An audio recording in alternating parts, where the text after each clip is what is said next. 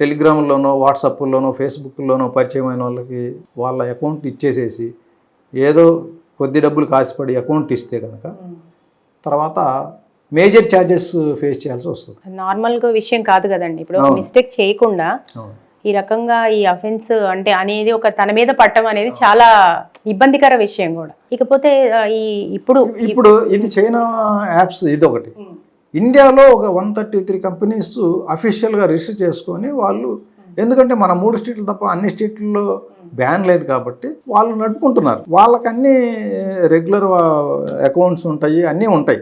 కాకపోతే వాళ్ళు ఏంటంటే మనం ఈ 133 మందికి నోటీసులు ఇచ్చి ఇక్కడ పిలిపించి మీటింగ్ పెట్టి అందరికి చెప్పాం, మీరు తెలంగాణలో గనక మీ యాప్స్ కనుక ఎనేబుల్ అయితే కనుక మీ మీద సివియర్ యాక్షన్ తీసుకుంటాము. కాబట్టి ఎవరైనా పొరపాటున కూడా ఇక్కడ కనుక మీ యాప్ ఎనేబుల్ ఉంటే వెంటనే డిజేబుల్ చేయండి జియో ఫెన్సింగ్ అని చెప్పాము. ఆల్రెడీ వాళ్ళు పాటిస్తున్నారు. ఇంకా ఏదైనా ఒకళ్ళిద్దరు పాటించిన వాళ్ళు ఉంటే కూడా ఈ మీటింగ్ పెట్టి ఈ 133కి నోటీసులు ఇచ్చి అందరిని పిలిపించి చెప్పిన తర్వాత ఎవరైతే ఇండియాలో లీగల్గా ఉన్నారో వాళ్ళందరూ కూడా ఆపేశారు. ఇప్పుడు లీగల్గా ఉన్న యాప్స్ ఏవి కూడా మనకి ఇక్కడ తెలంగాణలో రావడం లేదు. ఈ ఇల్లీగల్ యాప్స్ వస్తున్నాయి, దానికి కంట్రోల్ ఉండదు. ఇప్పుడు మేము అదే పని మీద ఉన్నాం. అయితే ఇప్పుడు వాటి ఆర్గనైజర్స్ ఎవరు పట్టుకుంటానికి, డబ్బులు ఎలా కలెక్ట్ చేస్తున్నారు, ఈ ఇన్వెస్టిగేషన్ నడుస్తాం. ప్రమోషన్ ఒకటి, ప్రమోటర్ అనేది కూడా చాలా డేంజర్ థింగ్. మనం బ్యాన్ చేసిన స్టేట్లో ప్రమోట్ చేయడం అనేది ఇప్పుడు దానికి సంబంధించి వీళ్ళంతా ఇష్యూ ఫేస్ చేస్తున్నారు ఆల్రెడీ. ఇన్ఫ్లుయెన్సెస్ కావచ్చు, సెలబ్రిటీస్ కావచ్చు. అయితే ఈ బెట్టింగ్ యాప్స్ అనేది ఇష్యూ ఇప్పుడు ఇంత తీవ్రతరమైంది కాబట్టి ఇక ముందు మీరు దీన్ని పూర్తిగా కంట్రోల్ చేయలేకపోవచ్చు ఈ ఆన్లైన్ జూదాన్ని. కానీ ఎంతవరకు కంట్రోల్ చేసే ఫ్యాక్టర్స్ ఉన్నాయి, ఏ రకంగా కంట్రోల్ చేయబోతున్నారు? రోజు మారిపోతూ కొత్త యూఆర్ఎల్స్ వస్తుంటాయి. ఇప్పుడు ఒకటి బ్యాన్ చేస్తే ఇంకోటి బ్యాన్ చేస్తే ఇంకోటి. ఇదే సమస్య. ఇప్పుడు ఏంటంటే వాళ్ళకు కూడా ఒక కొత్త యాప్ తెచ్చిన తర్వాత దాంతో ఈ గేమ్స్ ఆడే వాళ్ళని అట్రాక్ట్ చేయడానికి వాళ్ళకు కూడా కొంత టైం పడుతుంది. ఆ టైంలో మేము దాన్ని మరి క్లోజ్ చేయటం. ఇప్పుడు అది కంటిన్యూస్ ప్రాసెస్ నడుస్తూనే ఉంటుంది. అందువల్ల ఏంటంటే 100% కాకపోయినా 95 to 99% సక్సెస్ అవుతాం. ఒక 1-2% ఎట్లాగో ఉంటుంది. మనం ఏది కూడా కంట్రోల్ చేయలేం. 1-2% అనేది ప్రతి దగ్గర మనం దొంగతనాలకి ఎంత స్ట్రిక్ట్ యాక్షన్ తీసుకుంటున్నా ఒకటే అవుతానే ఉన్నాయి కదా. అట్లాగే ఇది కూడా కొంచెం 1-2 వస్తూ ఉంటాయి. Plus awareness programs. ఎందుకంటే ఇది ఆడటం తప్పు, ఆడద్దు అనేది ప్రజలకు కూడా అవేర్నెస్ ఇవ్వాలి. ఆ ప్రోగ్రామ్స్ కండక్ట్ చేస్తాం. అట్లా అవేర్నెస్ ప్రోగ్రామ్స్ ఇవ్వటం వల్ల ఏంటంటే ప్రజలకు ఆడద్దు అని చెప్తూ వచ్చే ఇట్లా ఇల్లీగల్ యాప్స్ అన్నిటిని మేము బ్యాన్ చేసుకుంటూ కంట్రోల్ చేస్తాం. అలాగే ఇప్పుడు మీరు చెప్పినట్టుగా ఇటు స్టూడెంట్స్కి కావచ్చు, యువతకి కావచ్చు, ఇటు తల్లిదండ్రుల నుంచి, అదేవిధంగా విద్యాలయాల నుంచి కూడా ఒక అవేర్నెస్ క్రియేట్ చేస్తే బాగుంటుంది. అలాగే ఉద్యోగులు, వ్యాపారులు చాలా మంది వీటి బారిన పడుతున్నారు. ఆన్లైన్ మోసాలు కావచ్చు, ఈ జూదాలు కావచ్చు, వారికి కూడా ఒక కౌన్సిలింగ్ అనేది అవసరం ఉందంటారు. అంటే స్టూడెంట్ లెవెల్లో చాలా అవసరం. స్టూడెంట్స్ ఏంటంటే ఇప్పుడు డ్రగ్స్ ఉన్నాయి. డ్రగ్స్ మీద ప్రతి కాలేజీలో ఒక కమిటీ ఉండాలా, వాళ్ళ అవేర్నెస్ ప్రోగ్రామ్ క్రియేట్ చేయాలి అని చెప్పేసి మ్యాండేటరీ. అది ప్రతి కాలేజీకి ఒక డ్రగ్ అవేర్నెస్ కమిటీ ఉండాలి. అలాగే ఇప్పుడు ఈ బెట్టింగ్ యాప్స్ ఎక్కువ అవుతున్నాయి కాబట్టి బెట్టింగ్ మీద కూడా ప్రతి స్కూలు అండ్ ఎడ్యుకేషన్ ఇన్స్టిట్యూషన్స్లో డ్రగ్స్ మీద ఎలా ఉందో ఇది కూడా అలాగే ప్రాపగేట్ చేసి కొంచెం పెంచాలి. ఎందుకంటే ఇప్పుడు మనకి రీసెంట్గా స్టార్ట్ అయింది ఒక 10-15 డేస్ నుంచి. ఇప్పుడు దీన్ని కూడా కొంచెం ఉధృతంగా చేసి ప్రతి ఎడ్యుకేషనల్ ఇన్స్టిట్యూట్స్లో, అట్లాగే ఎంప్లాయ్మెంట్ ఉన్న ప్లేసెస్లో కూడా ఎంప్లాయీస్కి కూడా అవగాహన చేయాలి. బిజినెస్ కమ్యూనిటీస్ అంటే కొన్ని ఆర్గనైజేషన్స్ ఉంటాయి, ఫిక్కీ అట్లా కొన్ని ఆర్గనైజేషన్స్. ఈ ఆర్గనైజేషన్స్ ద్వారా కూడా మేము అవేర్నెస్ ప్రోగ్రామ్స్ ఇస్తాం. జనరల్గా ఆన్లైన్ మోసాలకి సంబంధించిన సైబర్ క్రైమ్స్ గురించి మాట్లాడితే ప్రసాద్ గారు, టెక్నాలజీ డెవలప్ అవుతున్న కొద్దీ ఒక పక్కన మనకి సౌలభ్యము, హ్యాపీనెస్, కంఫర్ట్స్ ఉన్నా కూడా కష్టాలు, నష్టాలు కూడా అంతే స్థాయిలో ఉన్నాయి. ముఖ్యంగా సైబర్ నేరాలు ఇబ్బడి ముబ్బడిగా పెరిగిపోవడానికి ఎంత కట్టడి చేద్దామన్నా సరే కట్టడి కాకుండా గత 10 ఏళ్ల నుంచి ఎట్లా ఉన్నాయో అదే పరిస్థితి, ఇంకా పెరిగిన పరిస్థితి. ఏమంటారు, ఎందుకు, కారణం ఏంటంటారు? ఈ సైబర్ నేరాలు పెరగడానికి ఏంటంటే 2 కారణాలు. ఒకటి గ్రీడీనెస్, రెండోది ఇగ్నోరెన్స్ లేదా ల్యాక్ ఆఫ్ నాలెడ్జ్. గ్రీడీనెస్ ఉన్నా బుట్టలో పడిపోతారు. లేదు దాని గురించి అసలు ఏం తెలియదు, తెలియనప్పుడు దాని జోలికి పోకూడదు. తెలియకపోయినా కూడా మనం ఏదో అనుకొని పోతే కనుక ఇబ్బంది పడతాం. యూపీఐ ట్రాన్సాక్షన్స్ ఉన్నాయి. యూపీఐ ట్రాన్సాక్షన్ గురించి అవగాహన లేని వాళ్ళు యూపీఐ ట్రాన్సాక్షన్ చేయకూడదు. యూపీఐ ట్రాన్సాక్షన్లో క్యూఆర్ కోడ్ స్కానింగ్ అనేది ఒకటి ఉంది. ఈ క్యూఆర్ కోడ్ స్కానింగ్ ఏంటంటే కేవలం మనం పేమెంట్స్ చేయడానికి మాత్రం. మనం డబ్బులు రిసీవ్ చేసుకోవాలంటే మనం ఏ యాక్షన్ చేయని అవసరం లేదు. సైలెంట్ కూర్చుంటే వచ్చి పడతాయి మన అకౌంట్లో. యూపీఐ ట్రాన్సాక్షన్ అంటే అది account based transaction, only payment కోసం మాత్రమే, పేమెంట్ చేయడానికి అంతే. క్యూఆర్ కోడ్ స్కానింగ్ అనేది పేమెంట్ చేయడానికి. క్రిమినల్స్ ఏం చేస్తున్నారంటే, ఫర్ ఎగ్జాంపుల్ నేనున్నా, నాకు అమీర్పేటలో ఒక బిల్డింగ్ ఉంది, ఆ బిల్డింగ్కి రెంట్కి ఇవ్వాలని ఒక యాడ్ పెట్టా. క్రిమినల్ కాల్ చేస్తాడు నాకు, మీరు ఇక్కడ అమీర్పేటలో యాడ్ పెట్టినారు కదా, నేను తీసుకుంటాను, దాని రెంట్ ఎంత అంటాడు. నేను 50,000 అంట. ఆ 50,000 అయితే నేను ఇప్పుడే ఒక 1 month అడ్వాన్స్ ఇస్తాను, రేపు ఇంకొక 1 month ఇస్తా, తర్వాత నేను వచ్చి చేరిపోతాను. ఎందుకంటే మళ్ళీ నేను అడ్వాన్స్ లేట్ అయిందంటే వేరే వాళ్ళు ఇస్తే కష్టం అయిపోద్ది, నాకు ఖచ్చితంగా తీసుకుంటాను, నాకు బాగా నచ్చేసింది అని చెప్పి ఒక క్యూఆర్ కోడ్ పంపుతాడు.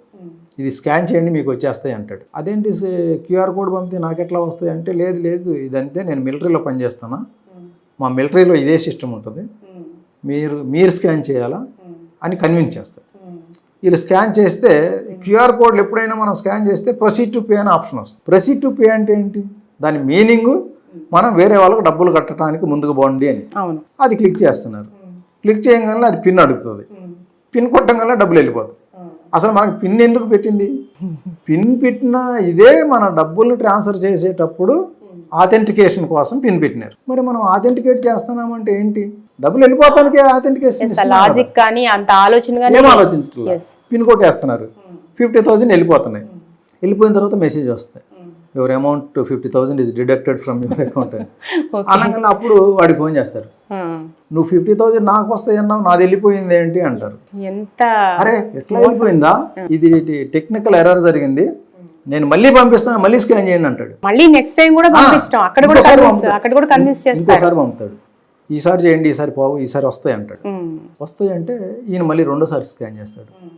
ఇట్లా 6 నుంచి 10 సార్లు స్కాన్ చేసిన వాళ్ళు చాలా మంది ఉన్నారు. అయ్యయ్యో, ఒకసారి తప్పు చేసాం, 2 సార్లు తప్పు చేసాం, 10 సార్లు తప్పు చేయటం అంటే తప్పు, కరెక్ట్ కాదు కదా.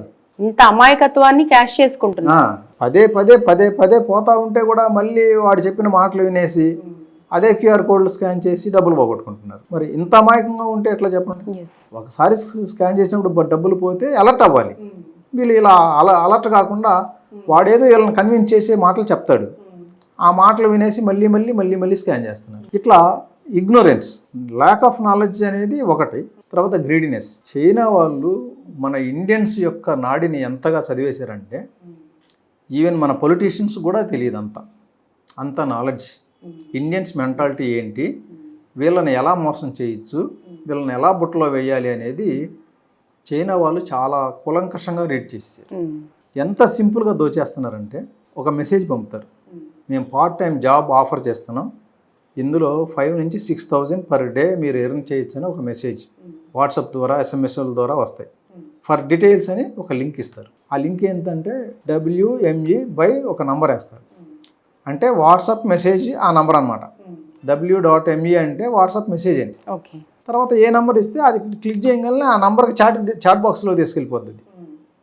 దాన్ని క్లిక్ చేయమంటారు. డీటెయిల్స్ అని క్లిక్ అని చెప్పి అది ఇస్తాడు.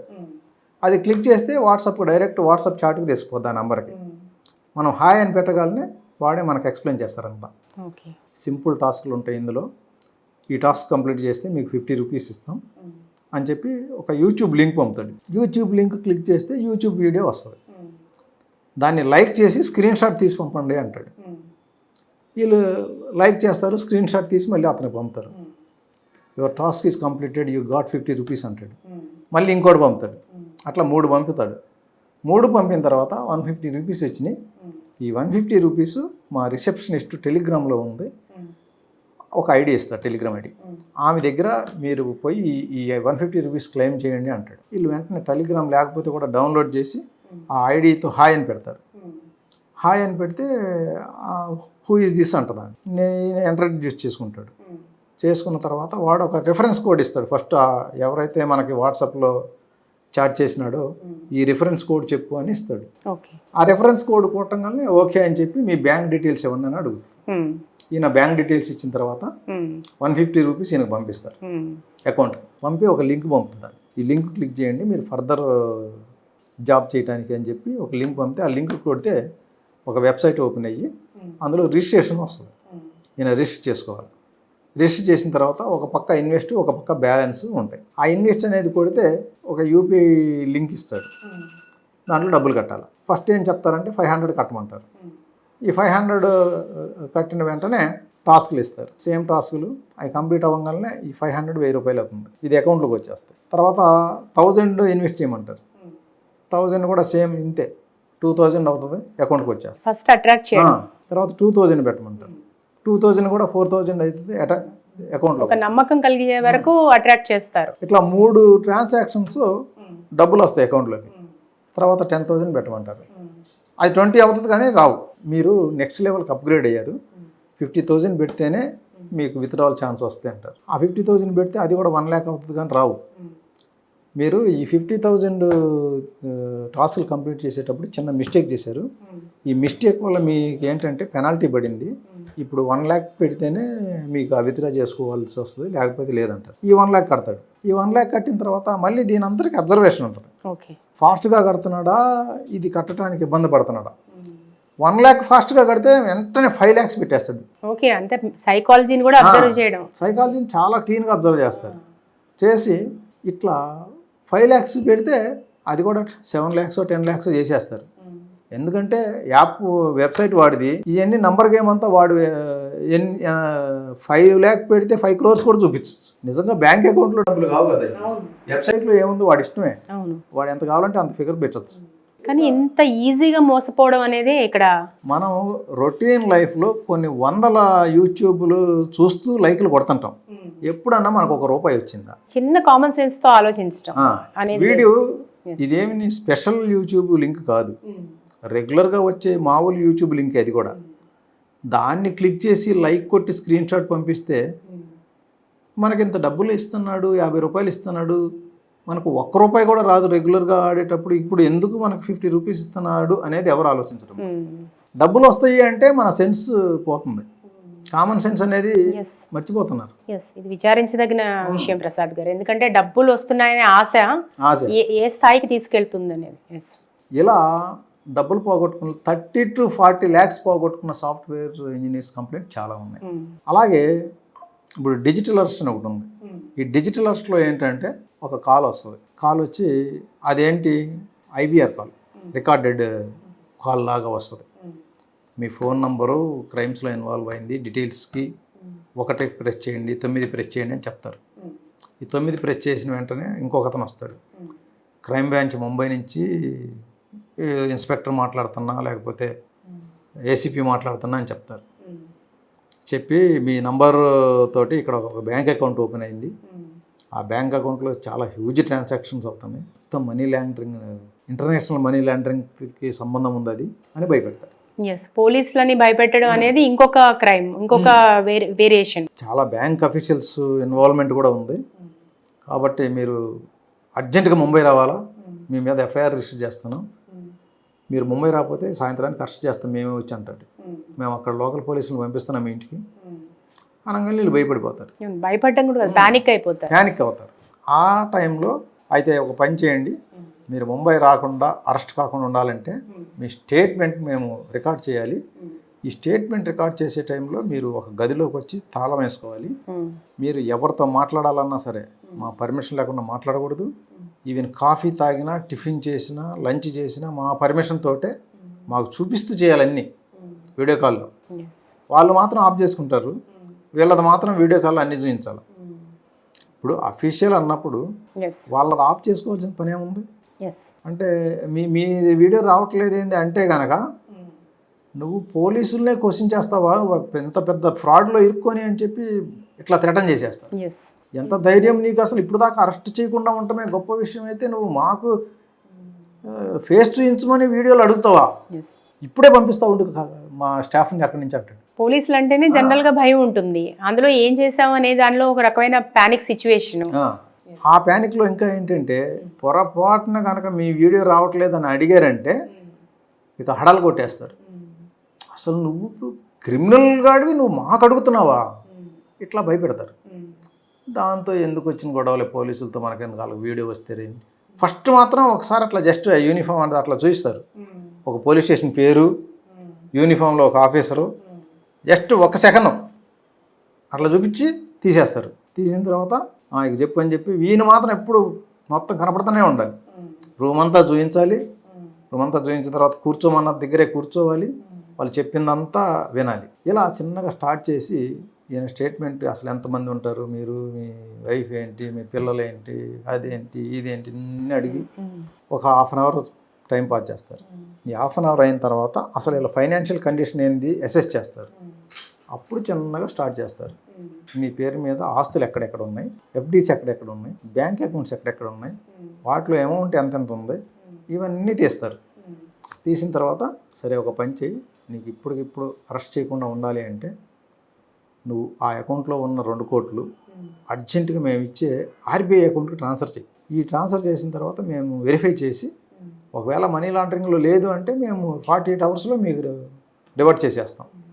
వీళ్ళకి ఏంటంటే అప్పుడు దాకా ఇంత బెదరగొట్టి వెరిఫై చేసి రివర్ట్ చేస్తామనగానే కొంత ఊరట వచ్చినట్లు అనిపించి డబ్బులన్నీ ట్రాన్స్ఫర్ చేసేస్తున్నారు. అంటే ఇంత పిచ్చిగా, ఇంత అమాయకత్వంగా, అంటే ఇంత నమ్మేవాళ్ళు ఉంటారా సార్?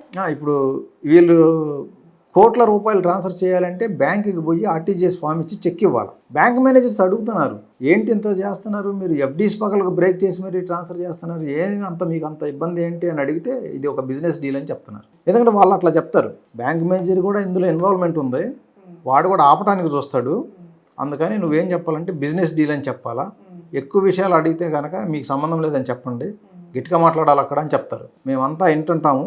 నువ్వు కనుక ఏదన్నా పొరపాటున ఇట్లా ముంబై పోలీస్ కాల్ చేసి ఆర్బీఐ అకౌంట్కి ఏమన్నారు అని పొరపాటున చెప్పావంటే నువ్వు బ్యాంక్ మేనేజర్ ఇద్దరు అరెస్ట్ అవుతారు. ఓకే, కాబట్టి చాలా కేర్ఫుల్గా ఉండాలా. మా వాళ్ళు కూడా వెనక అక్కడ వాచ్ ఉంటుంది.